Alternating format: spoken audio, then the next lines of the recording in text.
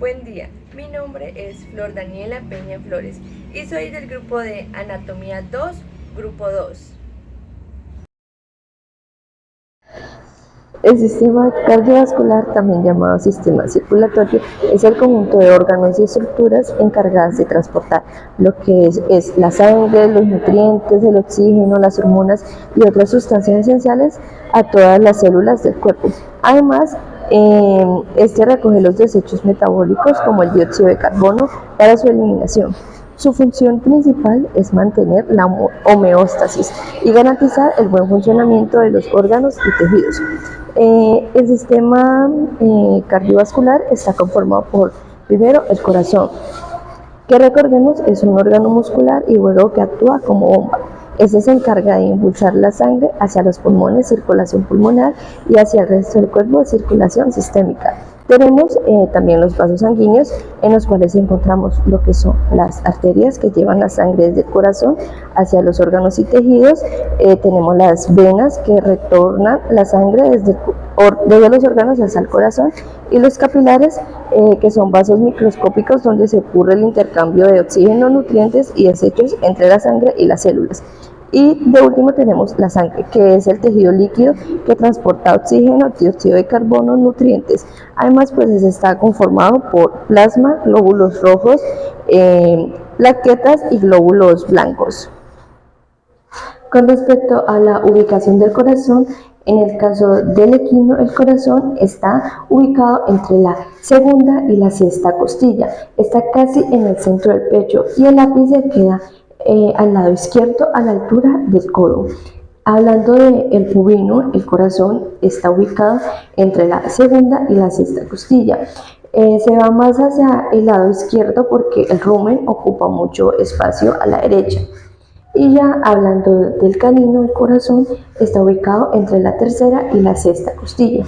La mayor parte del corazón está hacia el lado izquierdo y una parte pequeña queda a la derecha. Tenemos el corazón. Este es un órgano muscular que bombea sangre a todo el cuerpo, suministrando oxígeno y nutrientes a lo que son los órganos y tejidos.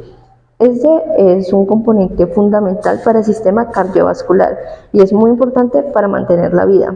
Externamente, lo que en él podemos apreciar y mirar es la base, que es la parte superior del corazón, vértice, que es la parte inferior del corazón, su borde craneal, su borde caudal, sus dos caras, la cara auricular y su cara atrial. También podemos apreciar lo que es el surco paraconal, que se encuentra ubicado en la cara auricular, y este surco lo que hace es separar los dos ventrículos. Encontramos el surco subsinusal, que también separa los dos ventrículos, con la diferencia de que este se encuentra en la cara atrial. Encontramos el surco coronario, que lo que hace es separar los ventrículos de las aurículas. Encontramos también lo que viene siendo la aurícula derecha, ventrículo derecho, la aurícula izquierda y el ventrículo izquierdo. Capas del corazón. El corazón está constituido o compuesto por tres capas o túnicas. La primera es el pericardio, que es una membrana fibrosa que envuelve al corazón y parte de dos grandes vasos que llegan a él. Se divide en dos: el pericardio visceral o epicardio, situado en la parte interna adherido directamente a la superficie del corazón, y el pericardio parietal, ubicado externamente en continuidad con el visceral en la parte del órgano, en la base del órgano. El segundo es el miocardio.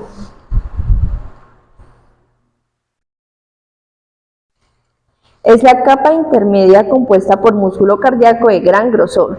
Y el tercero es el endocardio,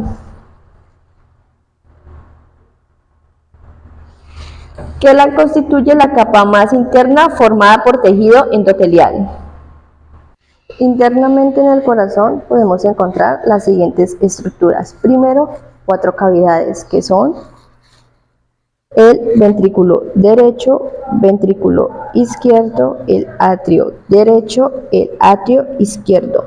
Encontramos el septo interventricular que separa los dos ventrículos y el septo interatrial que separa los dos atrios.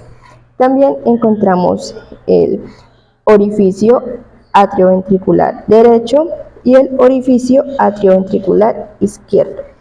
También encontramos unas válvulas. La válvula atrioventricular derecha y la válvula atrioventricular izquierda, que corresponde a tricúspide y bicúspide.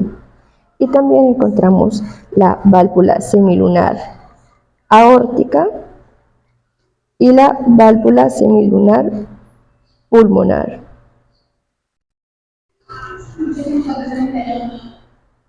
Los músculos papilares. Los músculos papilares son estos que podemos observar.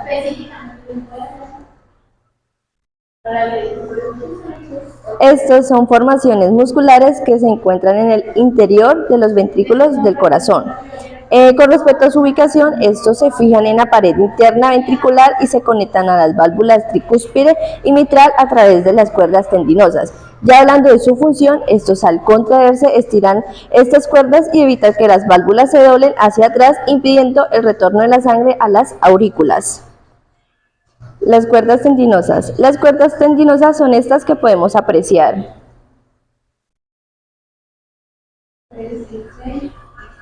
Estas son fibras fuertes y delgadas que parecen pequeños hilos dentro del corazón. Con respecto a su ubicación, se encuentran en el interior de los ventrículos uniendo los músculos papilares con las válvulas auroventriculares, tricúspide y mitral. Y ya hablando de su función, esta es sujetar y mantener firme las válvulas cuando el corazón se contrae, evitando así que se abra hacia atrás y que la sangre regrese a las aurículas.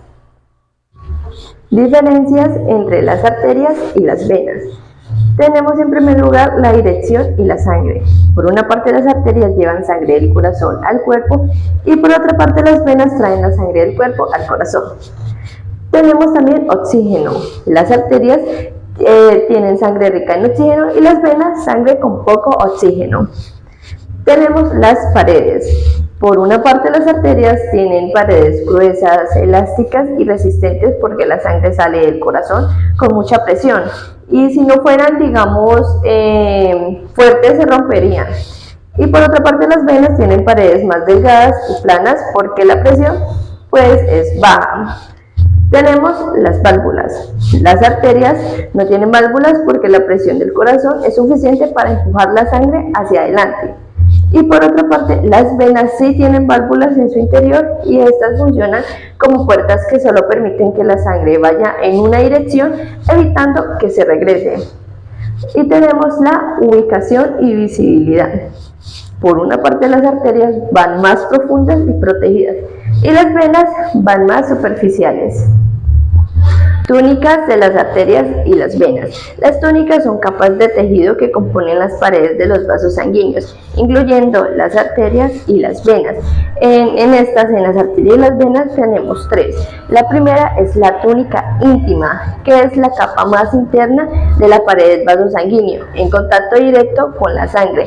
Esta está compuesta por células endoteliales que ayudan a regular el flujo sanguíneo y prevenir lo que es la coagulación. La túnica íntima es semipermeable, lo que permite el intercambio de sustancias entre la sangre y los tejidos.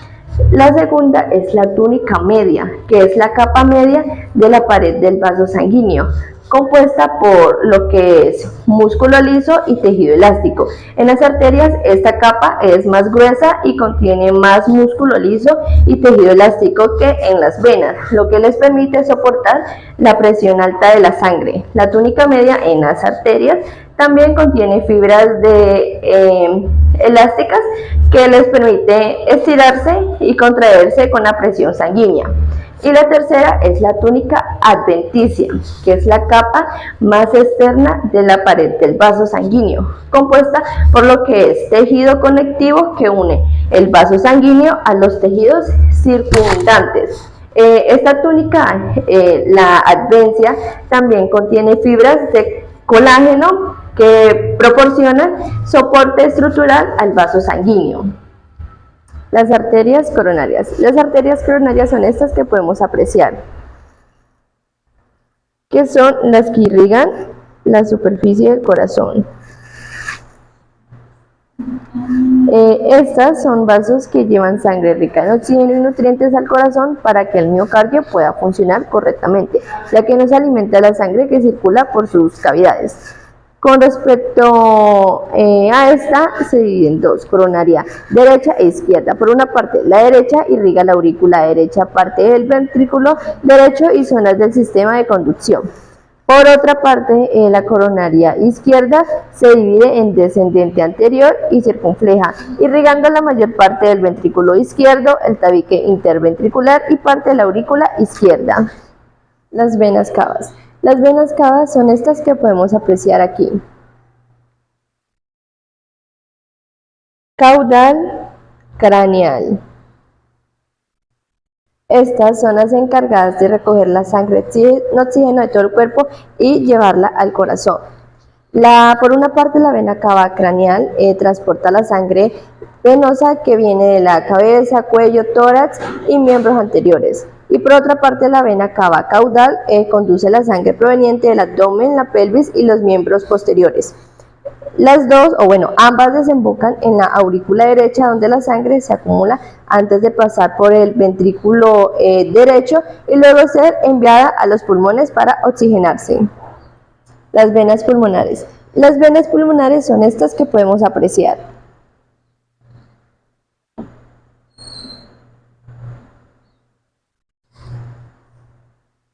Estos son vasos sanguíneos que transportan sangre oxigenada, a diferencia de la mayoría de venas que llevan sangre pobre en oxígeno. Su función básicamente es recoger la sangre oxigenada proveniente de los pulmones. Pero ¿hasta dónde llega? Esta desemboca en la aurícula izquierda del corazón, desde donde la sangre pasa y se distribuye a todo el cuerpo. La arteria pulmonar. La arteria pulmonar es esta que podemos apreciar. Este es un vaso sanguíneo que, a diferencia de la mayoría de arterias, transporta sangre desoxigenada. Con respecto a su función, es llevar la sangre pobre en oxígeno desde el corazón hasta los pulmones, donde se realiza el intercambio gaseoso para oxigenarla. La misma nace del ventrículo derecho a través del tronco pulmonar, que luego se divide en arteria pulmonar derecha e izquierda, cada una hacia su respectivo pulmón. La arteria aorta. La arteria aorta es esta que podemos apreciar aquí.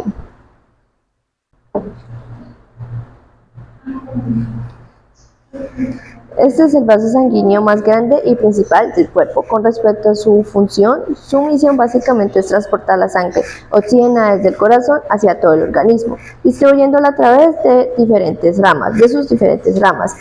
Con respecto a su origen, pues este se da en el ventrículo izquierdo, desde donde recibe la sangre rica en oxígeno y la impulsa al resto del cuerpo. El ciclo cardíaco se compone de dos fases principales, la sístole y la diástole. Por una parte, la sístole es la fase de contracción. Durante esta, la sístole, el corazón se contrae y bombea sangre hacia las arterias. Las válvulas auroventriculares se cierran y las válvulas semilunares se abren, permitiendo que la sangre fluya hacia las arterias.